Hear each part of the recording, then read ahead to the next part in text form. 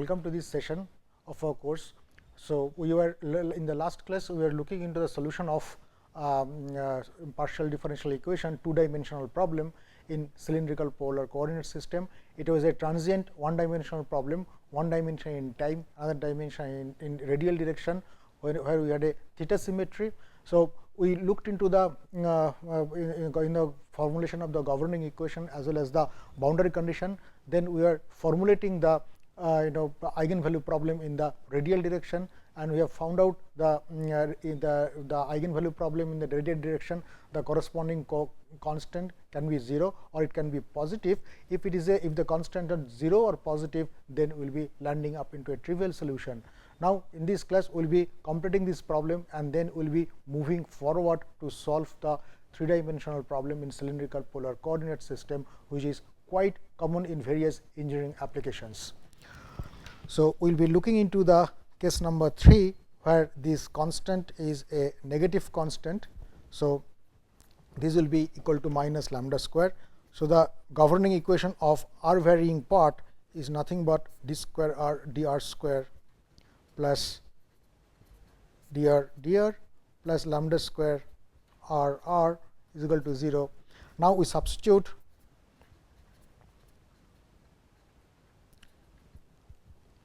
y is equal to lambda r, then after then we can express the independent variable dr with respect to y. So, what is dr dy? Dr dy is nothing but dr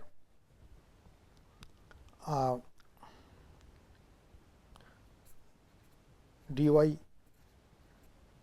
dr will be nothing but dr dy dr.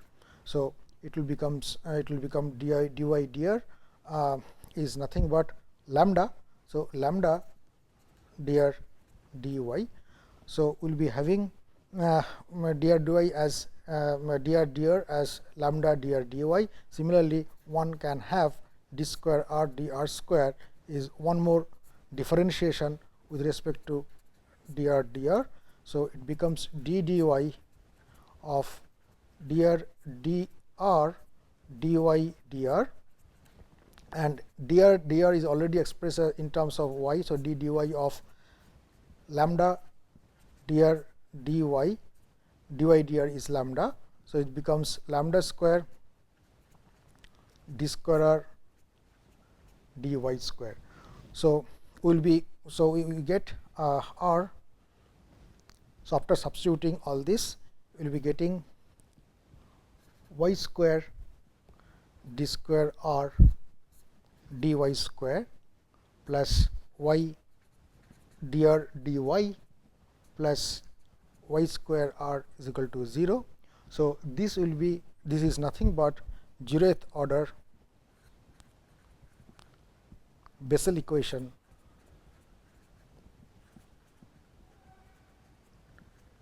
of first kind.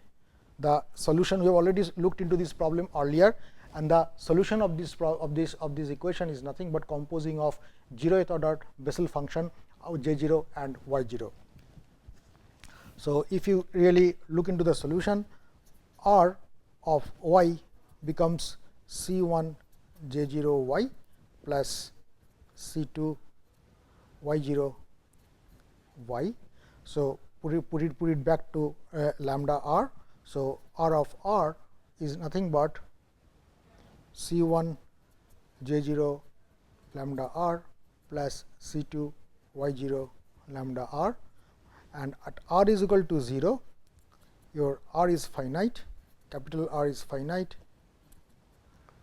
So, if you look into the variation of j0, it becomes a positive value, and then it will be oscillating about the x axis with r axis with diminishing magnitude. On the other hand, if you look into the y0 will be basically with infinity at r equal to 0, and then it will be oscillating about the r axis with diminishing magnitude. So, therefore, in order to have a finite value of the solution, the associated constant must be vanished, otherwise at that particular boundary the solution becomes unbounded. In order to avoid that, the associated constant, because as y0 is infinite, making the solution to be infinite, the corresponding constant will be equal to 0. So, therefore, R of R is equal to C1 J0 lambda R. Now, we use the so this is the solution or the eigen function of the particular problem, and we put the other boundary condition, that is at R is equal to 1, R is equal to 0. So, that means 0 is equal to C1 J0 lambda.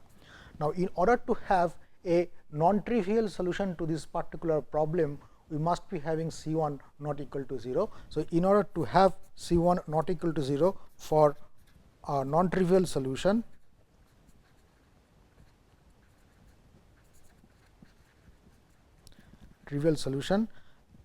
only option is J0 lambda is equal to 0, and if you plot J0 lambda, then it will be as we have seen earlier, that it will be crossing the, it will be oscillating about the lambda axis, and it will be intersecting the axis at infinite number of points, and all these intersection points are the roots of this transcendental equation. One can take recourse to the any numerical subroutine, for example, Fortran or C++. We have there will be a standard subroutines are available, and one can solve the first 5 roots or first 7 roots of this transcendental equation, and one will be getting the solution and eigenvalues. So, there are infinite number of eigenvalues to this particular problem, and we will be denoting them as lambda n. Lambda n corresponds to nth eigenvalue, and we will be writing J0 lambda n is equal to 0, where the index n runs from 1, 2, 3 up to infinity. So, so lambda n are the eigenvalues which are roots of this transcendental equation.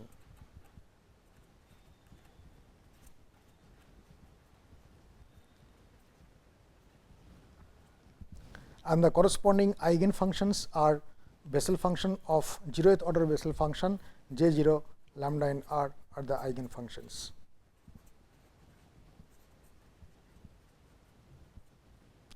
Then next what we will do, we will look into the time varying part, and we will try to construct the complete solution. If you look into the time varying part, this becomes dt 1 by Tn dTn dt is equal to minus lambda n square, and Tn will be is equal to C2 exponential minus lambda n square t. So, therefore, u as a function of RT, we can construct the complete solution by superposing all the individual solution corresponding to every eigenvalue and eigen function. So, this will be C1 into C2, it will be multiplied with Cn, n is equal to 1 to infinity exponential minus lambda n square t J0 lambda n R. Okay. Now, the undetermined coefficient Cn will be evaluated from the unutilized initial condition that at t is equal to 0, u is equal to u naught.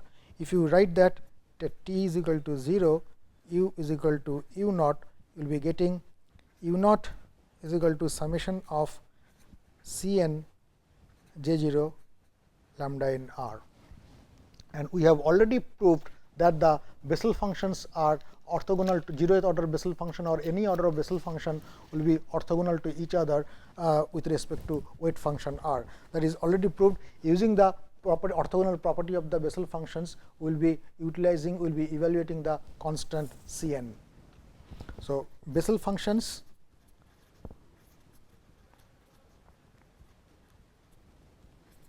are orthogonal functions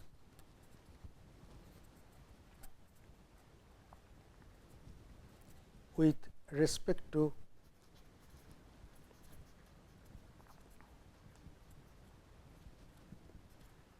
weight function R. So, if you do that, I multiply both sides by J0 lambda m R R dr n is equal to 1 to infinity, that is the right hand side Cn J0 lambda n r J0 lambda m r r dr. Now, if you open up the summation series, all the terms will vanish, only the one term that will be when m is equal to n, that will survive. So, Cn J0 square lambda n r r dr. Now, we change the running variable m into n, which will be corresponding to our solution. So, we can get the expression of Cn as u01 0 to 1 J0 lambda n r r dr and 0 to 1 J0 square lambda n r r dr. So, once we get that, we get the complete solution of u as as a function of r and t as summation of n is equal to 1 to infinity Cn exponential minus lambda n square t J0 lambda n r, where C1 is obtained from this expression, and by evaluating these integrals either by using Simpson's rule or by trapezoidal rule, and then lambda 0 are the roots, lambda n are roots of the transcendental equation J0 lambda n is equal to 0. So, that gives the complete solution of two-dimensional, that is one-dimensional transient heat conduction problem in a spherical, in a cylindrical polar coordinate system. Next, we will move ahead, we will go forward, and we will be solving a three-dimensional problem in cylindrical coordinate system. So, let us look into a it's equivalent to a transient heat conduction problem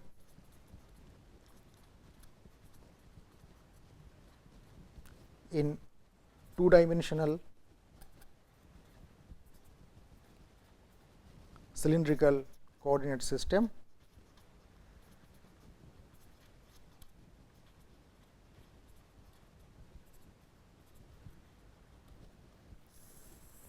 Okay. So, let us look into the governing equation. The governing equation will be del u del t is equal to 1 over r del del r r del u del r plus 1 over r square del square u del theta square. Now, we will be having one condition on t, that will be the initial conditions, two conditions on r, because it is order 2 with respect to r, and one is already known at r is equal to 1, theta your u is equal to 0. That means, we are maintaining a constant temperature at the outer boundary, and at r is equal to 0, u is finite, or del u del r equal to 0. That is basically coming from the physics of the system, and it is a physical boundary condition, but we need to have two boundary conditions on theta, because this is order 2 with respect to theta. So, let us write down the initial condition at t is equal to 0, u is equal to u naught. It may be a constant, it may be a function of r, it may be a function of theta only, it may be a function of r and theta both. So, at r is equal to 1, we have u is equal to 0, at r is equal to 0, u is finite. So, this is an example of a physical boundary condition.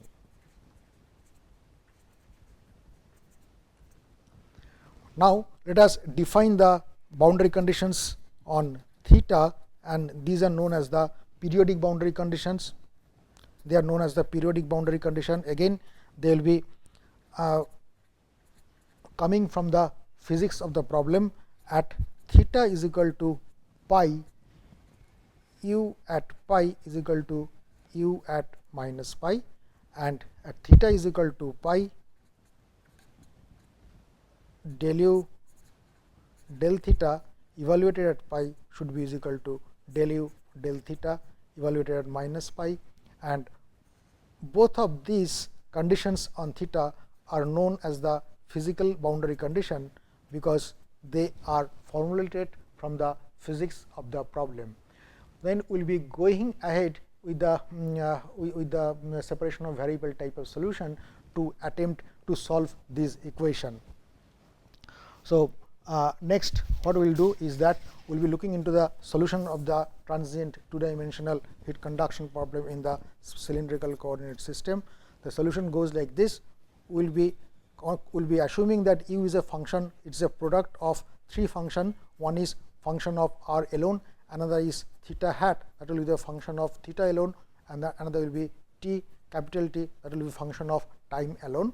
Now, if we substitute this into the governing equation, then what we will be getting is theta hat r dt should be is equal to theta hat t 1 over r d dr of r dr plus 1 over r square d square theta hat d theta square r t.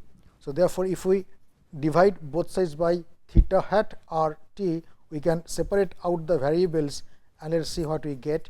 We will be getting 1 over t dt dt and then 1 over r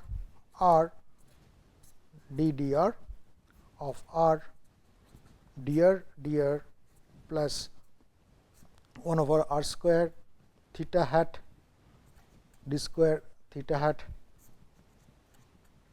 d theta square.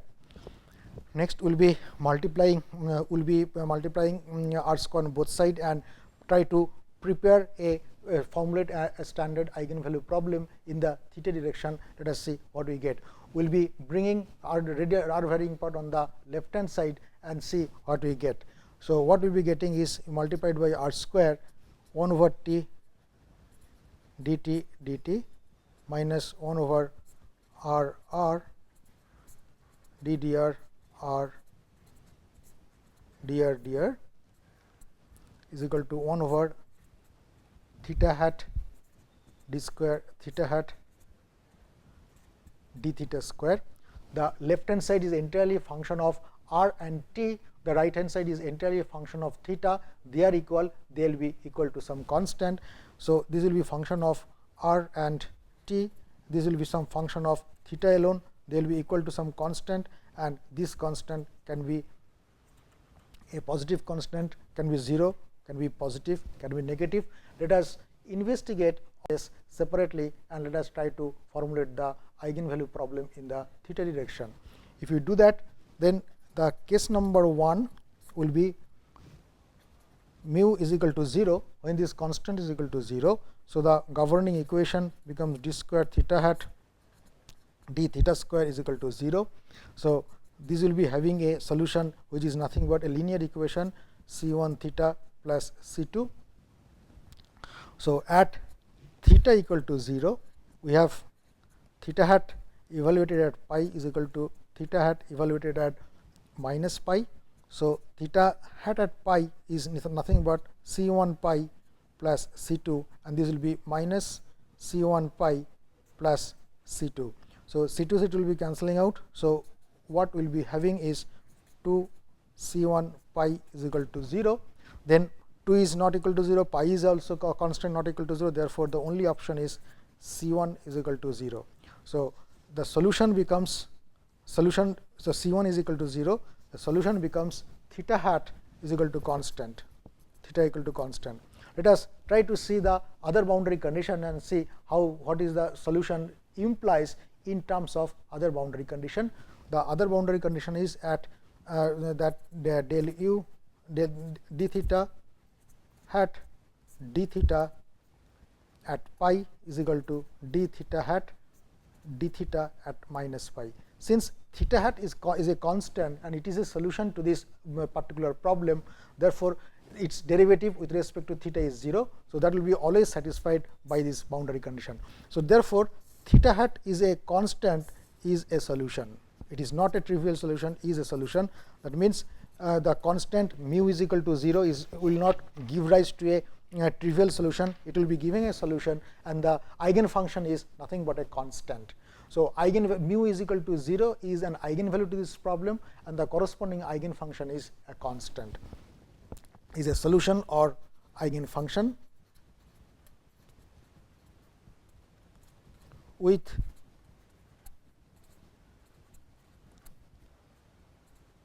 eigenvalue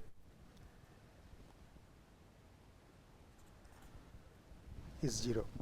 Now, next we look into case number 2. In case number 2, we consider mu is positive, that is equal to alpha square.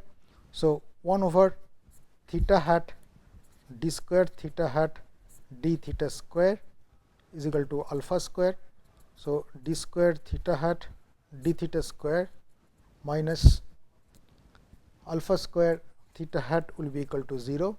So, we get the solution theta hat as a function of theta is nothing but C1 exponential alpha theta plus C2 exponential minus alpha theta. Then we evaluate the constant C1 and C2 from the two boundary condition, periodic boundary condition, that is theta hat at pi is equal to theta hat at minus pi. So, C1 exponential alpha pi plus C2 exponential minus alpha pi is equal to C1 exponential minus alpha pi plus C2 exponential minus plus alpha pi, and we can have C1 minus C2 exponential alpha pi and C1 minus C2 exponential minus alpha pi. So, if we take C1 minus C2 to the other side, we will be having C1 minus C2 exponential alpha pi minus exponential minus alpha pi. Now, that should be equal to 0, and exponential alpha pi will be assuming a positive value. This will be a positive value, and this cannot be equal to 0. So, this can never be equal to 0. So, therefore, the only option here is C1 is equal to C2. So, therefore, in this case number 2, we have the solution as theta hat is equal to C1 exponential alpha theta plus exponential minus alpha theta. And now, if we try to satisfy the other boundary condition, so we will be getting d theta hat.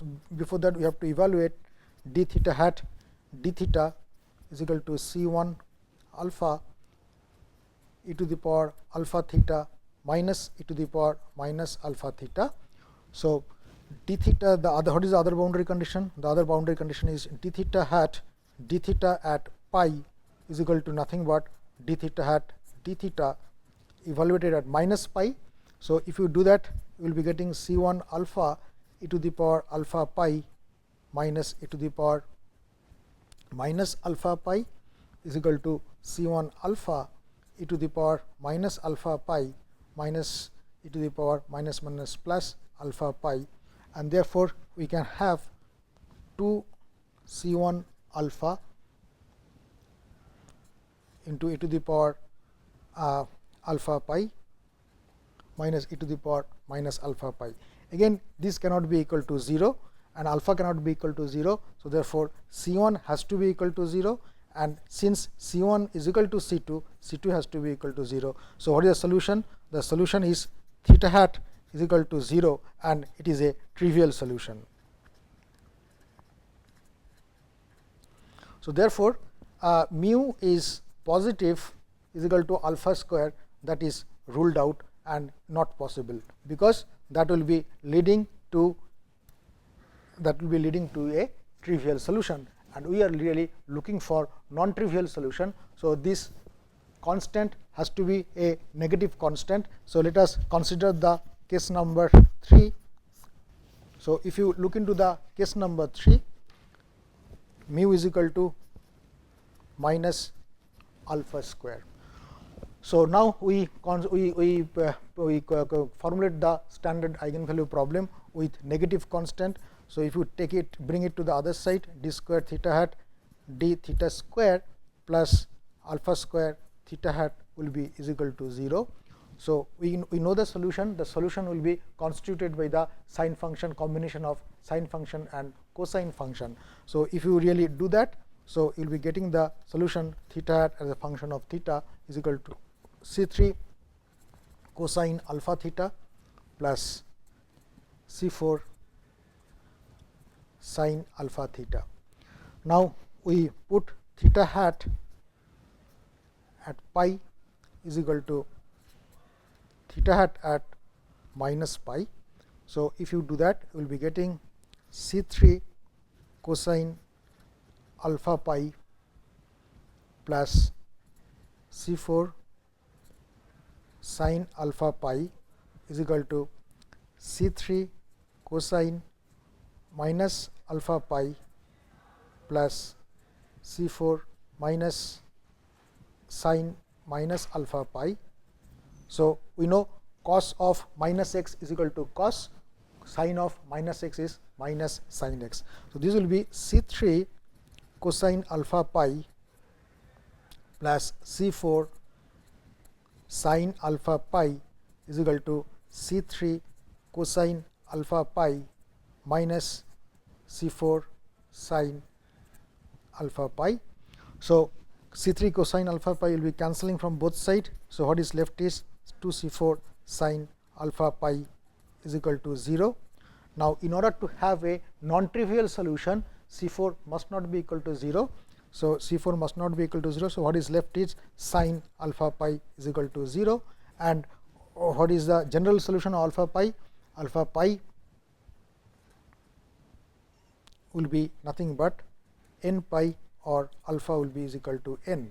Now, let us try to use the other boundary condition. If you use the other boundary condition, that is the d theta hat d theta at pi is equal to d theta at minus pi. So, let us first evaluate theta hat. Theta hat will be C4 alpha, okay, C3. So, this will be C3 alpha minus of that sin alpha theta plus C4 alpha cosine alpha theta, and theta hat at pi will be minus C3 alpha sin alpha pi plus C4 alpha cosine alpha pi, and these will be evaluated at minus pi. So, minus C3 alpha, minus pi means minus minus plus sin alpha pi plus C4 alpha, cosine of minus means it will be cosine alpha pi, and this C4 alpha cosine alpha pi will be cancelling out, and again we will be getting 2 C3 alpha sin alpha pi is equal to 0. So, in order to have a non-trivial solution, we should have that C3 is not equal to 0. So, therefore, alpha should also be not equal to 0, because alpha equal to 0 we have already considered. So, therefore, this becomes sin alpha pi is equal to 0.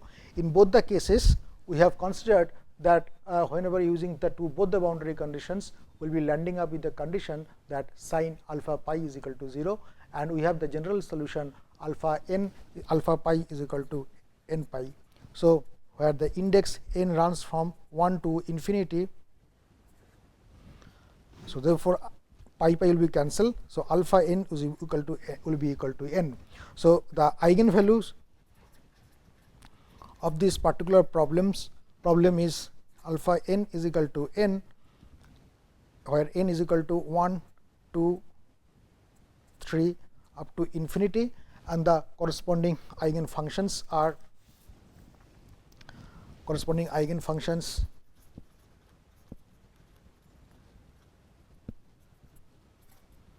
theta hat theta C3n cosine n theta plus C4n sin n theta, because alpha has now become n. Now, if you remember, n is equal to the constant mu is equal to 0 was also an eigenvalue to this particular problem, and the eigen function is constant. So, therefore, we can in general write the eigen function in this form, but if n starts from, so actually in this particular form n starts from 1 to infinity. If n starts from 0, will be, so let us see what is the value of this eigen function at n equal to 0. Sin 0 is 0, cos 0 is 1, and it will be giving C3n, that is a constant. So, in general, if I start my running index n from 0, 1, 2 up to infinity, instead of 1, 2, 3 up to infinity, then I will be including the eigenfunction, the eigenvalue n equal to 0 and eigenfunction equal to constant in this particular formalism inside it. So, therefore, in general we can write down the eigen solution of in theta direction